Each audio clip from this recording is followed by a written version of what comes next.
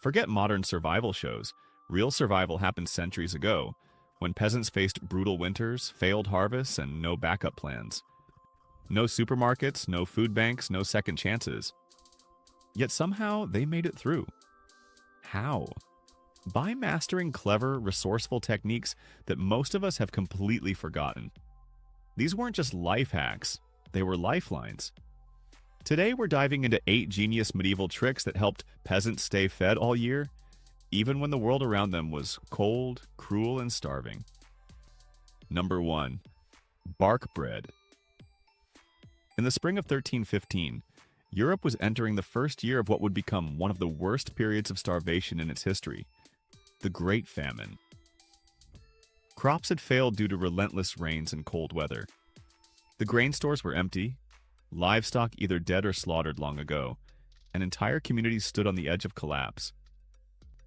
In this desperate context, medieval families turned to a survival method so extreme by modern standards, it almost sounds fictional. They began eating tree bark. But this wasn't some improvised measure. They knew exactly what they were doing. Bark bread was a product of generations of knowledge, passed down orally and by hard-won experience. What they were after wasn't the rough outer bark you see on the surface of trees, but the soft, moist inner layer called the cambium. It's the cream-colored part that lies between the hardwood and the outer bark. It contains enough nutrients, carbohydrates, and even some vitamins to keep the human body functioning. Just barely, but functioning. The people of the time understood that not all trees were suitable. Birch and pine were the most commonly used because their inner bark was not only more palatable, but less toxic. Trees like oak required special processing to remove harmful substances before they could be safely consumed. The process of gathering bark was labor-intensive, precise, and often a family affair. Peasants would venture into the forest in early spring when the sap was flowing, and the bark was easier to separate from the tree. With sharpened knives or even bone tools, they scored vertical lines into the bark about 6 inches apart. The golden rule was to never cut all the way around the trunk. Doing so would kill the tree, and in a world where sustainable harvesting was not a theory but a necessity for survival, that would mean forfeiting next year's food source. Once the bark was removed, it had to be dried. People spread it over hot stones near a fire, turning it repeatedly to avoid scorching. After it was fully dried and brittle, it was ground, usually by hand, into a rough, coarse flour. This step alone could take hours and often fell to the older members of the family or children, not strong enough for heavy field labor. The flour produced was bitter, resinous, and extremely fibrous, but it could be mixed with a small amount of actual grain flour, usually at a 1-to-3 ratio, to stretch precious food supplies. The result was a dense, chewy bread that filled the stomach and kept people alive, even if it didn't satisfy the palate. Medieval chroniclers, especially monks, sometimes recorded variations in bark types, noting how birch produced a slightly sweeter flour while pine gave a sharper, more resinous taste. They even experimented with leaching techniques similar to those used for acorns to remove some of the bitterness and make the food more tolerable. Bark bread was not considered real food by anyone who had a choice. It was a measure of last resort, a grim reminder of how thin the line between survival and starvation could be.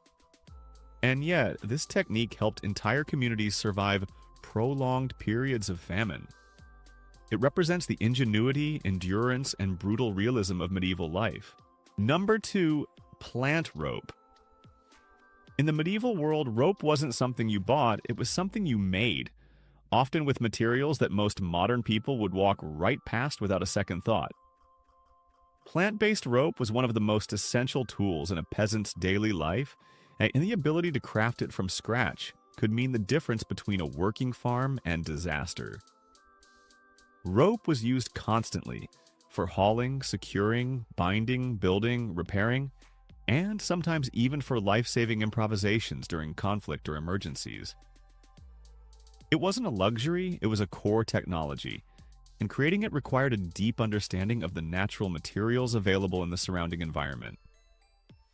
One of the most common sources was the stinging nettle. Though uncomfortable to handle without preparation, Nettle stems, once harvested at the right time, late summer when their fibers were at their peak strength, offered incredibly durable fibers. After harvesting, the stems would be soaked in water, a process called retting, which allowed bacteria to break down the softer plant tissues, leaving behind the tough, sinewy fibers inside. This step could take several weeks, and it had to be carefully monitored to avoid rot. Once retted, the stems were dried and the remaining fibers separated by hand or with simple tools. What emerged were flexible but strong strands ready to be twisted into cord. Willow bark provided another highly valued material. In early spring, when the sap was running and the bark could be peeled away cleanly from young branches, entire strips of inner bark were harvested. These long, pliable strips could be twisted while still green. As they dried, they hardened and tightened, actually increasing their strength over time. Unlike many synthetic ropes today, which degrade in harsh weather or over years of use, properly prepared plant rope could endure heavy strain, moisture, and temperature changes with remarkable resilience. Even human hair found its use during times of siege or resource shortages. In accounts from castle defenses, women and children contributed by braiding their hair into ropes capable of lifting heavy supply baskets or lowering messengers from high towers. Braiding involved adding strands gradually to maintain even thickness and strength, a technique requiring coordination and patience, especially when working under duress. The actual construction of rope followed a precise logic. Individual fibers were twisted tightly in one direction, and then those bundles were twisted together in the opposite direction. This counter-twisting created a structure that locked itself tighter under tension. This principle, still used in modern rope manufacturing, made hand-spun medieval rope far more robust than one might expect. Children learned from a young age how to roll fibers against their thighs to produce consistent, even tension, and each type of fiber had its own specific method and rhythm. Mastering the skill was not just practical. It gave peasants the tools to maintain their homes, secure their animals, build shelter, and create trade goods. Rope making was both a daily necessity and a symbol of knowledge passed from one generation to the next, proving that real strength often comes not from tools, but from technique. Number 3. Wild food. In the medieval world, knowledge of wild food wasn't a luxury or a niche skill reserved for a few. It was a widespread, essential part of survival for the vast majority of the rural population. The forest, to a medieval peasant, wasn't just a backdrop to daily life. It was a dynamic, living pantry. Entire families were raised with an intimate understanding of what could be eaten, when it should be harvested, how it had to be prepared, and just as crucially, what would kill you if handled incorrectly. Fishing, for example, didn't require elaborate gear. Peasants created fish traps from willow branches, weaving structures designed to exploit natural water flow and fish behavior. These traps worked passively, often catching enough to feed multiple families overnight. Without access to metal, they carved hooks from bone or used thorns, heating bones carefully until they were pliable, then shaping them and letting them harden in the correct form. These techniques weren't improvised. They were tested, passed down, and refined over generations. Their plant knowledge was equally comprehensive. Wild greens like sorrel and nettle were among the first sources of nutrition in early spring, rich in vitamins that prevented conditions like scurvy. Berries, tubers, and edible flowers were gathered with attention to ripeness and timing. Even dangerous plants had a place. Certain roots and seeds, though toxic raw, were rendered safe through boiling, roasting, or fermentation. Acorns, which are bitter and tannic, were turned into flour only after soaking and rinsing the groundnuts multiple times, a process so routine that some families had dedicated vessels for leaching them. Preservation was another area of skill. In the absence of salt or refrigeration, meat was thin sliced, then dried using wind exposure or slow smoke from particular woods that had antimicrobial properties. This created a kind of jerky that could last weeks, even months. They knew how to protect it from insects and spoilage using natural wraps like leaves or storing it in bark containers. Even insects were not ignored. They identified high-protein species like beetle larvae or grasshoppers, which could be roasted or ground and added to food. None of this was random. It was systematic survival based on deep observation of the environment and relentless adaptation. When cultivated fields failed due to drought, war, or blight, wild food didn't. That is why, in many cases, entire medieval villages outlasted crises. Not because they stockpiled, but because they never stopped knowing how to feed themselves directly from the land. Number 4. Natural tools. In the medieval world, the absence of metal tools didn't mean helplessness. For peasants and craftspeople, the forest, riverbank, and open plains served as fully stocked workshops. With a blend of inherited skill and hands-on experience, they could transform the most basic raw materials, stone, bone, wood, bark, and clay, into an entire toolkit capable of supporting daily survival, farming, repairs, and even warfare. The cornerstone of their tool-making was flint knapping, the art of shaping stone into functional blades. This wasn't random rock breaking. Medieval toolmakers understood which stones to select. Flint, obsidian, and quartzite were highly prized for their ability to fracture cleanly and hold sharp edges. They would carefully examine each stone for natural fault lines, and then use controlled strikes with bone or antler hammers to remove flakes and refine cutting edges. With patience and precision, they could produce blades sharp enough to skin animals, cut meat, shape wood, or even perform medical procedures. But a blade without a handle was incomplete. They fashioned handles from hardwoods or antler, splitting them to insert blades and then binding them tightly using sinew or rawhide. As rawhide dried, it contracted, locking the blade in place. For lighter tools or intricate work, they turned to bird bones, hollow and lightweight, perfect for sewing needles, fish hooks, or fine engraving tools. Larger animal bones like deer femurs or shoulder blades were repurposed into scrapers, awls, or chisels. The versatility of bone as a material allowed them to replace metal in nearly every essential function. Containers, too, were crafted from natural materials with remarkable effectiveness. Birch bark, harvested in large flexible sheets, could be folded and sewn into watertight containers without glue. These vessels were used for carrying water, storing food, or even boiling liquids using heated stones. Clay pottery, essential for cooking and food preservation, was produced without modern kilns. Instead, they built open pit fires, gradually increasing the heat around carefully dried pots. They knew how to identify the right type of clay by its texture and color, and how to temper it with sand or crushed shell to prevent cracking during firing. Even adhesives weren't an obstacle.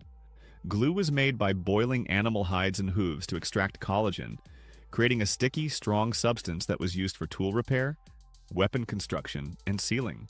In essence, medieval toolmaking wasn't primitive.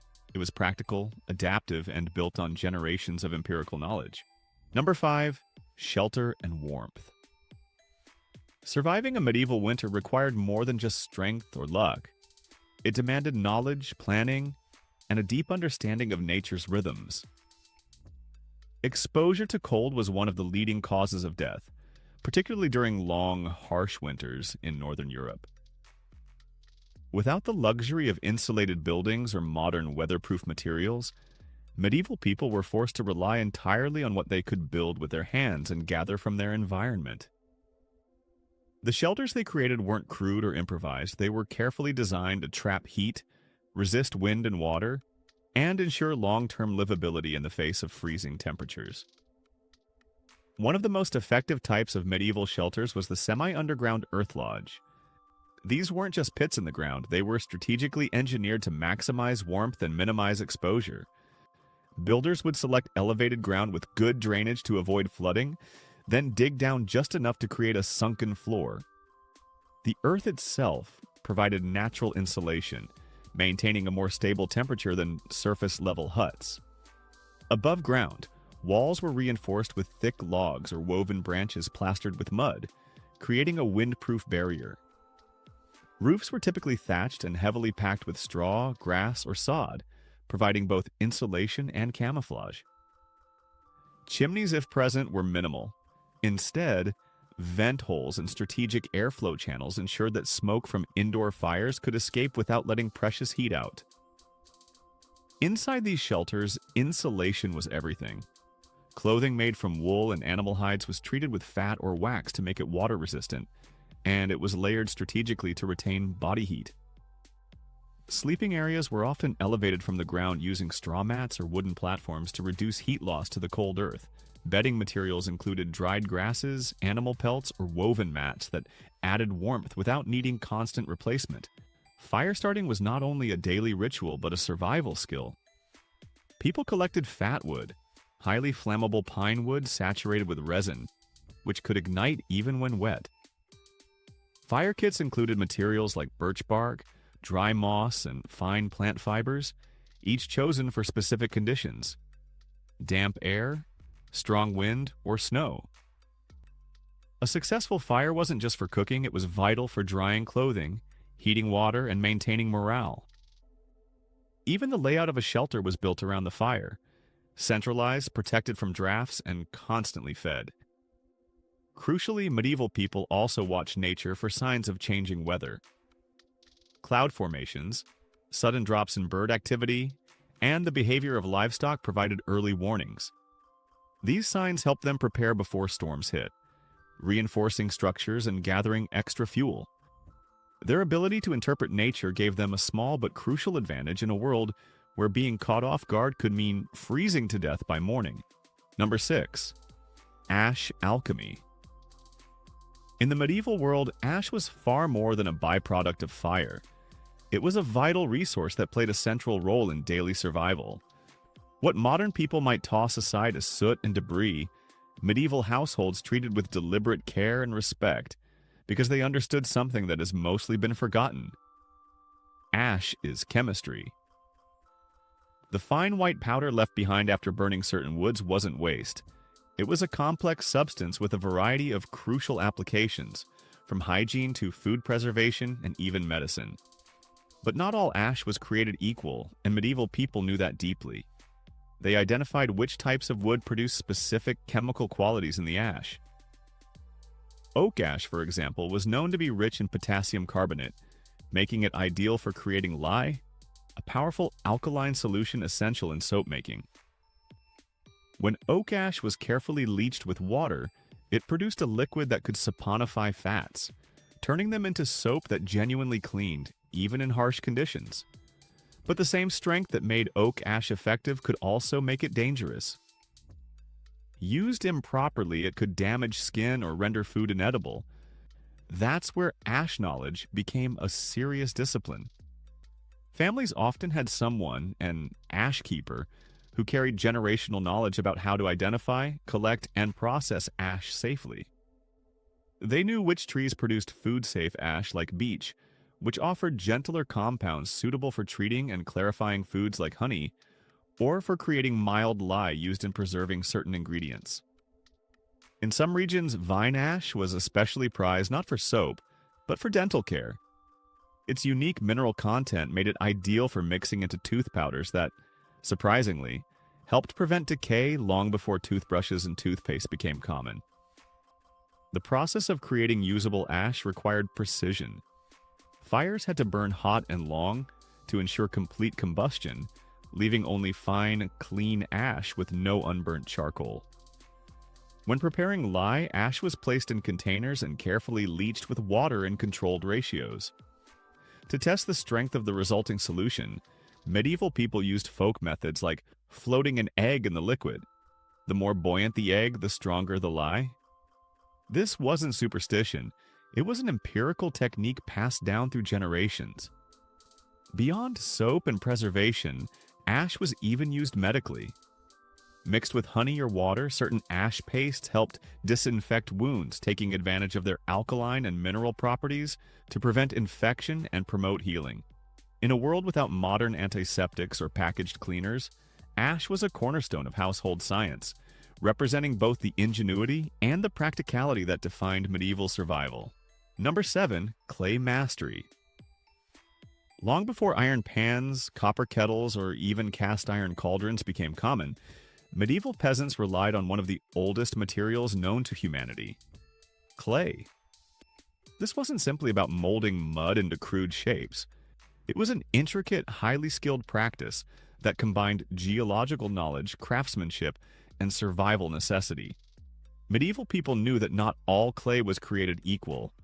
Finding usable clay wasn't about guesswork. It required a trained eye and years of passed down knowledge.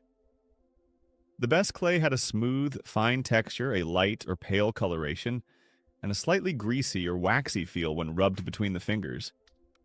It had to be plastic enough to shape but strong enough to withstand open fire heating without shattering. Once a suitable deposit was located, the clay had to be carefully prepared. That meant soaking it in water, letting impurities settle, then sieving it through cloth or wicker frames to remove stones, sticks, and other debris.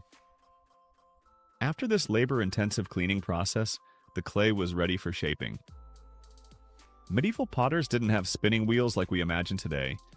Most rural peasants used hand-building methods, coiling long ropes of clay to build up walls, using slabs for larger containers, or pinching and pressing small pots into shape. Every form had a purpose: bowls for eating, jars for storing grain, wide-mouthed pots for cooking, narrow-necked jugs for transporting liquids. But forming the clay was only half the battle. The real challenge came with firing. Without access to professional kilns, peasants used open fires, a method requiring extreme precision and patience. Firing clay in an open flame involved stacking dried pots over a base of embers, covering them with sticks, brush, and eventually coals, then gradually increasing the heat. It was a delicate process. Too fast and the vessels cracked. Too cool and they remained brittle. Done correctly, the result was durable, fire-resistant cookware that could last for years with careful handling. In some regions, crushed shell, grit, or sand was added to the clay to temper it, improving thermal shock resistance and preventing breakage during use.